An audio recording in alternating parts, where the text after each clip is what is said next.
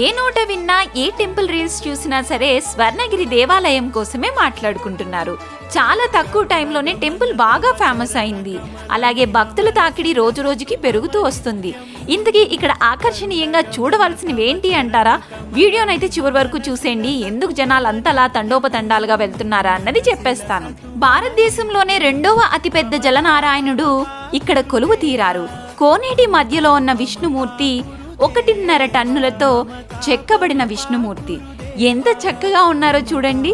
తెలంగాణలోనే అతిపెద్ద వెంకటేశ్వర స్వామి ఇక్కడ 12 అడుగుల ఎత్తైన విగ్రహ రూపంలో దర్శనమిస్తున్నారు. అంతేకాకుండా 40 అడుగుల ఎత్తైన హనుమంతుని విగ్రహం ఇక్కడ ఆకర్షణీయంగా ఉంది. 22 ఎకరాల విస్తీర్ణంలో మానేపల్లి చారిటబుల్ ట్రస్ట్ వారు నిర్మించారు.